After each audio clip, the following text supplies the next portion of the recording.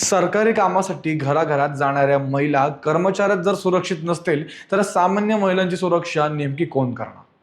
नमस्कार, मी अंशु आणि तुम्ही पाहतात Pune fastest growing channel news dots. पुण्यातील स्वारगेट परिसरातून संतापजनक घटना समोर आलेली आहे. जनगणना 2027च्या कामावरती असलेल्या पुणे महानगरपालिकेच्या महिला कर्मचाऱ्यावरती कथितपणे हल्ला करण्याचा असल्याचा आरोप या ठिकाणी करण्यात आलेला आहे. ही घटना मीनाताई ठाकरे वसाहत परिसरात घडली. पीडित महिला कर्मचारी म्हणजे वनिता गोरखनाथ पाटोळे या PMCच्या बेबीवाडी प्रादेशिक कार्यालयात कार्यरत आहेत.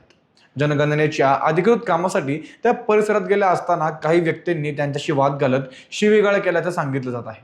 मात्र हा वाद इतक्यावरच थांबला नाही. तक्रारीनुसार आरोपींनी महिला कर्मचाऱ्यावरती शारीरिक हल्ला केला, त्यांचे कपडे फाडले आणि त्यांच्या सोबत असलेल्या मुलालाही मारहाण केली. या घटनेमुळे परिसरात एकच खळबळ उडाली आहे. सरकारी कर्तव्य बजावणाऱ्या कर्मचाऱ्यांवरच अशा प्रकारे हल्ले होत असतील तर प्रशासनाच्या कामकाजावरती त्याचा गंभीर परिणाम होऊ शकतो, अशी चिंता व्यक्त करण्यात येत आहे. या प्रकरणी स्वारगेट पोलीस ठाण्यात गुन्हा दाखल करण्यात आला असून सरकारी कामात अडथळा निर्माण केल्याचाही आरोप आरोपींवरती ठेवण्यात आलेला आहे. पोलिसांकडून पुढील तपास सुरू आहे. दरम्यान या घटनेनंतर सरकारी कर्मचारी आणि महिला सुरक्षेचा मुद्दा पुन्हा एकदा ऐरणीवरती आलेला आहे.